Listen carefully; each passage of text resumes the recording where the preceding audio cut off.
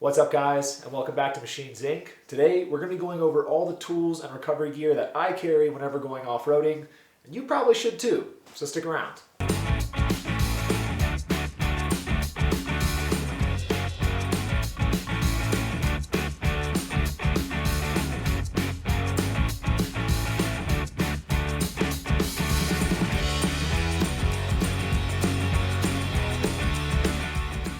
What's up guys, and welcome back to the channel. Sorry I've been a little bit absent lately, but it has been some really good snowboarding conditions. It's been some decent biking conditions in town.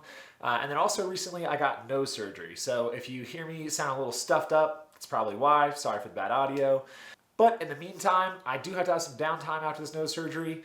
I'm not allowed to do any heavy lifting in the garage or out riding or snowboarding. So I figure this is a great time to go through all of my off-road recovery kit as far as my tools and recovery gear, just to take an inventory, make sure I have everything, nothing's damaged, and everything's ready to rock and roll for this upcoming season. And while I was doing that, I figured this would be a good time to make a video to help out some of you guys so you can know what to carry with you on the trail, what to add to your kit, maybe what to remove from your kit, and so you can be prepared for your next off-road outing. Now, going through everything that I carry here, most of this is pretty generic. I mean, I think this video could benefit everyone from overlanders all the way to rock crawlers. Obviously, there's going to be some more specific tooling or some more specific recovery gear for each one of those, but I don't have anything really too wild, and it's a pretty generic kit that can get me out of most any situation. Let's go ahead and dive in and take a look at the tools that I carry first. So diving in first to tools. So for tools what I carry, first off, everyone that goes off-road should carry a basic set of sockets and wrenches. So this is a kit that I've had for, I don't know, a long time. It's been through the ringer. Obviously you can see I have to use a strap to hold it closed because all the latches are broken. But this is a super basic Husky toolkit. I think when I bought it, these retailed for around $80 or so. I believe they still sell the same setup. But it has a really good variety of sockets and wrenches. The thing I do like about this kit is that it does skip over a lot of sizes that are the same. So it keeps the kit a little more condensed, but it allows you to really tackle most all projects with it. And it has everything from 1/4 inch drive all the way to 1/2 inch drive. So yeah, this has been tried and true. Myself and my buddy Kerry have one of these. We've used these for so many excursions. Can't say enough good things about this kit, and it's pretty cheap. So I will leave a link to this down in the description. And throughout this video, I'll try to leave links to most of the stuff that I really like down in the description. No affiliations or anything, but just so you guys can have easy access to be able to grab these items for yourself if you want them. So next up, we have my bag. Now this is going to carry all my hand tools. I like to keep most all of my items in these soft bags just because they're easy to throw in the back of the vehicle. If they do bang around, not only are they quiet, they also don't normally damage things. And all of my bags are like these Voyager or Hercules bags from Harbor Freight. They're pretty darn cheap, and most of them hold up pretty well. So to start with this guy, we'll start over on the back. This is kind of my easy access pocket. So I do carry a set of gloves in here, just some work gloves. If you ever got to grab something hot like exhaust or anything like that, these are just like a rubber coated fabric glove. They're pretty thin, but just enough protection. Like I said, if you got to grab something hot, you got to grab something sharp, you always want to carry a pair of working gloves with you to be able to handle those items. Over in here, I do have my larger sets of sockets. So being with off-road vehicles, especially rock crawlers, there's a lot of larger bolts and nuts that are on the vehicle. So I do have a full set of these Pittsburgh impact sockets. These are the metric ones because almost everything on my vehicles is all metric. And just have a full set of all the large sockets. And then another big socket that I carry with me is a axle nut socket. So I run Dana 44s on my Jeep Cherokee. I also have Dana 44s under my van and a few other things. This is the tool to be able to remove the lock nuts on the stub shaft in the axle. So if I do break an axle shaft and I need to disassemble that hub and remove the axle shaft, this is the tool that I need to get in there. Very vital tool. It's like a 4-prong tool and pretty much impossible to get those axle shafts out without it. You try beating it with a screwdriver, but good luck. Another thing that I have in here that saves a little space is this multi-screwdriver.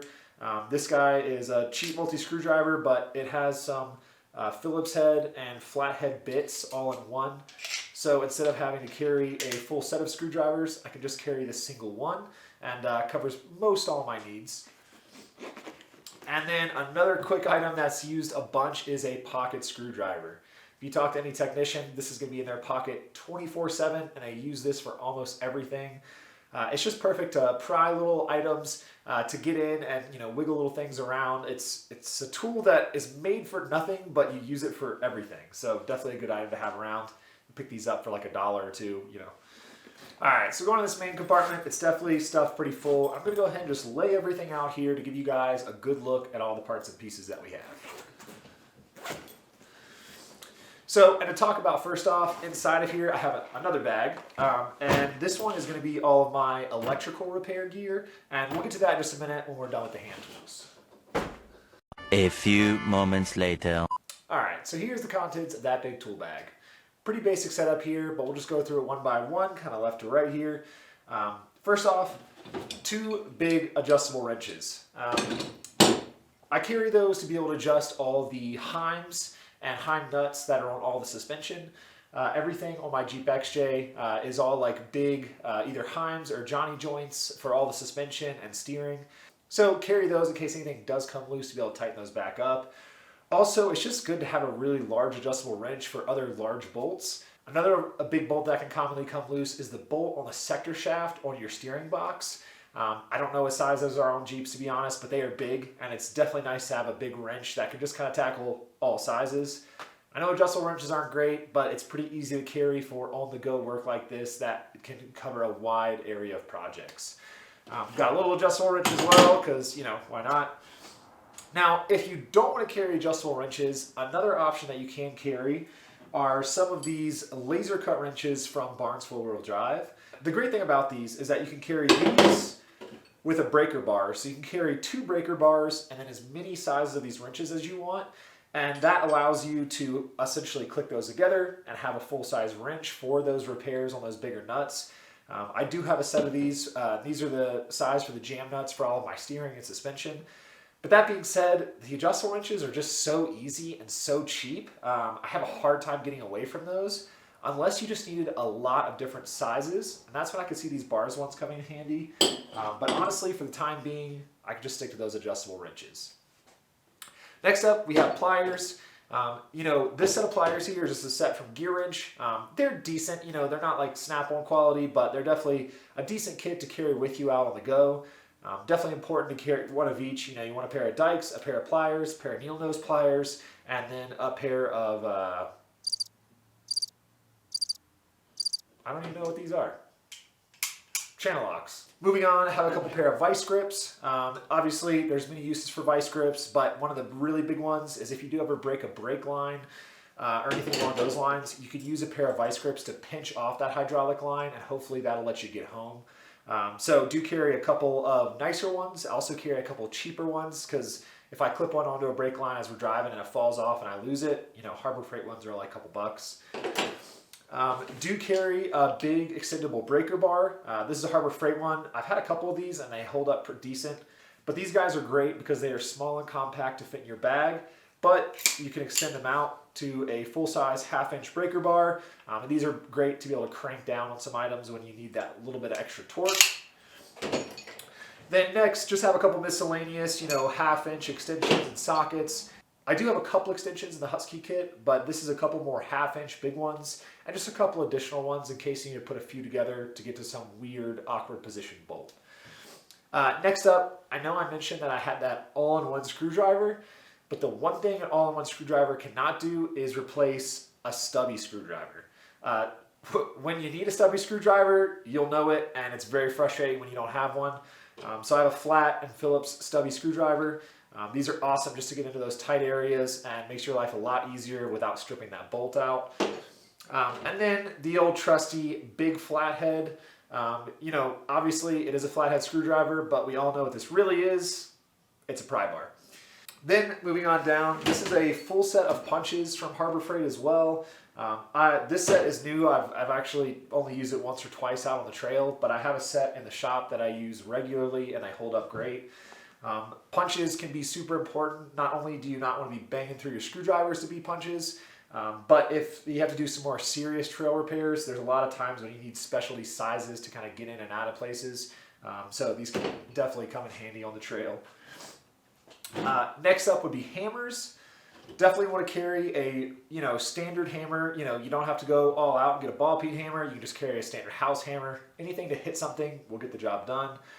And then I like to carry a small sledge as well. This is crucial for hitting things like, ball joints or items like that to be able to knock those loose. You're just not going to get it done with the little hammer, so this guy really comes in handy, especially when you're dealing with bigger parts like 1-ton axle, stuff like that on the trail. And then kind of the extra toss-in things, I always carry a couple ratchet straps zip tied up. These can come in really handy if you break some suspension components or other items on the trail. You can use a ratchet strap to kind of hold items up and out of the way for the time being. So I do have some tie downs that I use regularly in the car, but I make sure I have a couple of these nice ones tucked away in the toolbox as emergency ones, just so I always do have some on deck. Zip ties, as always, zip ties will fix most of your problems, so definitely carry some of those with you. And then a rag, just to be able to clean your hands up, clean tools up. Now, moving on to my little electrical bag. This is not a full electrical bag, but it's just the stuff to kind of fix quick and easy 12-volt problems on the trail. First and foremost, I do have a battery jump box. These are absolutely fantastic, and I think a must if you're doing a lot of off-roading. Especially if you're driving not too much of a newer vehicle, you might have some engine problems. Maybe you're cranking that thing after repair to try to get it to fire up. These things are just too simple not to carry anymore. You can recharge it from the vehicle when the vehicle's running. You can jump yourself when you're out by yourself, especially on the trail. Sometimes you might be in a position where you can't get a car close enough to you to use jumper cables. So these are just too simple to not carry with you nowadays. So absolutely love this thing, use it all the time. Next up, we're going to have a 12-volt multimeter. I have a high-end one that I use here in the shop, but for on the trail, this is just like a basic Craftsman one that I have banging around in this bag. And just for some super simple diagnostics. Then I have a little tackle box here that is full of a couple different size fuses, relays, have some heat shrink in here as well, and a razor blade. This super old Sears setup is actually my grandpa's.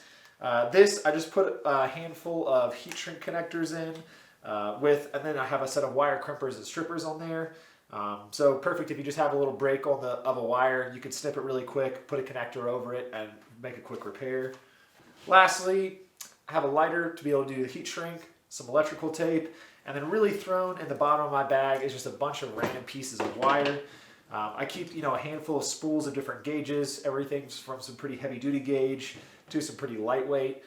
Just so if you need to do a quick run of an overlay wire, you can throw those on the trail really quick, make a quick repair, get back out of there. So everything that was covered in that first section on tools, I think everyone should be carrying. All those tools are pretty generic and get you out of a pinch, but that's a very basic set of tools that anyone from an off-roader to a rock crawler, really anyone should have with them. Now don't get me wrong, there are some more specialty tools you might want to carry with you, but I think those items will get you out of just about any pinch, or at least get you a good head start towards fixing your problem. Now, these couple items here, I didn't know necessarily to put them in the tool category or the recovery category, so we're just going to call this the mixed bag. But these are also items that you should really be carrying if you're off-roading. And this is mostly flat tire repair and inflation setup. So we'll start over here. Every vehicle is going to come with a factory jack. But if you're an off-roader, you probably have lifted your vehicle and put bigger tires on it. And you know that now that factory jack probably isn't going to work.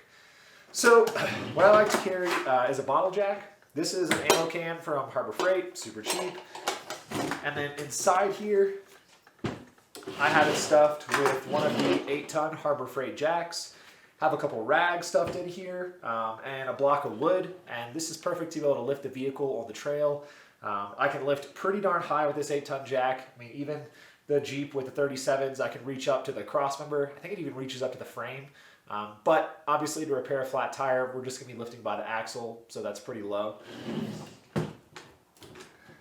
Also, this can be used to repair like bent steering components and all sorts of stuff. So bottle jacks are really useful. They're really inexpensive. And this is an easy kind of go kit to throw in the back of the vehicle.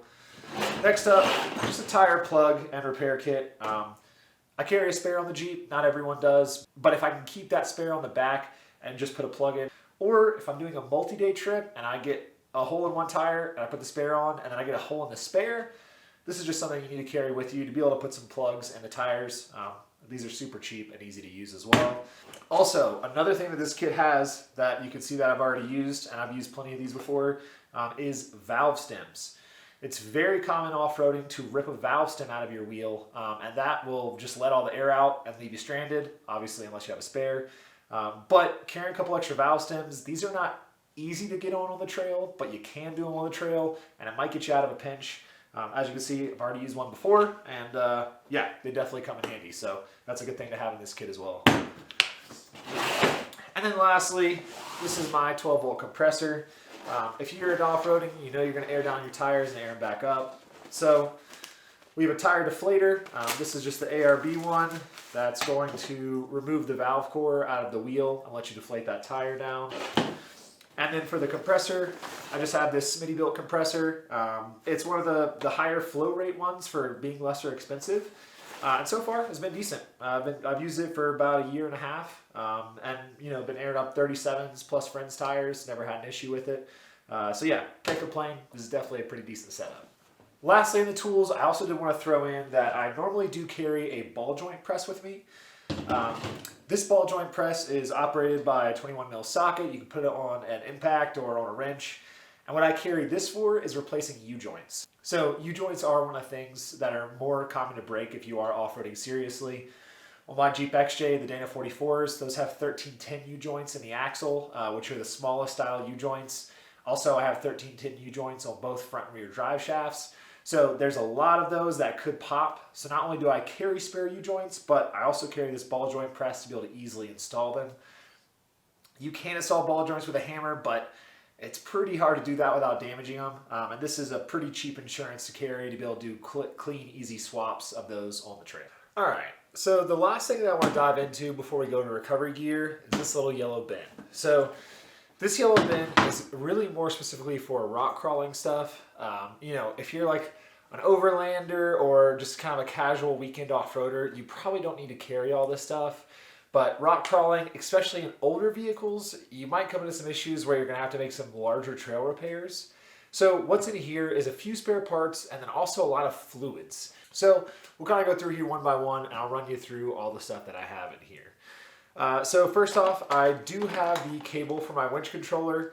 The Badlands 12,000 winch that I have on the Jeep does have a wireless remote, but if those batteries die, you definitely want to have the cable version just in case. So this is just kind of a backup. Next up, I do have a set of jumper cables. Obviously, I know we talked about using that jump box. It's a lot more easy and convenient, but if that's dead, I have jumper cables. And also, you can use jumper cables to weld with. If you're on the trail and you need to make a welding repair, if you can pull a few 12-volt batteries out of cars, set them up in series with a few sets of jumper cables, you can actually stick weld on the trail. So that's primarily what this is actually for. Then in this bucket, also have a few more of those zip tie together ratchet straps I talked about. So we got a couple of those in here.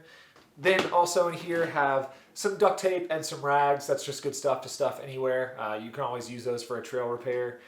Then I also have a locker repair line kit. This is something that I put together myself. So here I have a setup to repair the lines on my air lockers. Off-roading, it's not uncommon to get either a pinhole in your airline, possibly you could melt it, burn it, cut it, and then as soon as that line is cut, you don't have air lockers anymore. So this is a quick and easy repair kit to carry with you. This is something I assembled myself. All these black sections here, these are sections of airline that are for the Yukon Zip setup. You could also just have sections from your ARB setup. They are different sizes. And then these couplings are airtight couplings that are quick connect. So if I get a break in my airline, essentially I can pop off this right here. I can cut out the section of the airline that was damaged and then use this to bridge it across as an easy repair. Obviously you can see I have a few different lengths of line, a couple different couplers, and this is just a super easy item to carry in the bag that allows you to repair air lockers on the trail with minimal fuss. And pretty much all the air locker kits that you buy too are going to come with more airline than you need. So this is just some leftover that I had. And you can buy these couplers from any pneumatic store or off Amazon to make yourself a little kit. So super handy if you run air lockers, definitely something to have with you on the trail. Next up in here, I do also have a glue tread kit. I've used these before and they work awesome. Essentially, this is a sidewall repair kit. So it has vulcanizing glue, where if you get a big cut in your sidewall, you have a big rubber patch you can glue onto the sidewall. It's not, the safest repair option ever. Definitely not recommended for street use. But if you just need to patch a sidewall to get out of the trail, this absolutely does it for you. Then we got a funnel for all our fluids. Got a couple of U-joints in here. Like I said, everything that I run on my Jeep is all 1310 U-joints. So carry a couple of these in here to be able to swap those out if those break on the trail. I carry a stick of steel stick. This is essentially a putty that you can mash together. And you can use this to bond together metal parts. Most commonly what this would be used for is if you puncture a gas tank. You could use this putty to actually repair that puncture on the gas tank and hopefully be able to get you out of the trail. Then the rest of the stuff I have in here, I'm not going to pull out, but I'll give you a little close up on the camera. So essentially it's a bunch of fluids. I have everything from power steering fluid, automatic transmission fluid, coolant, and engine oil. And then also in here, I do carry a full can of brake cleaner. Not only could this be used to clean up parts if we're doing a trail repair, but if you do pop a bead off your tire, you could use this to spray inside the tire and use it to ignite and pop that tire up onto the bead while you have the air compressor going on it as well. So super handy if you ever need to reseat a tire to have a full can of brake cleaner. And some WD-40 is always good to carry as well.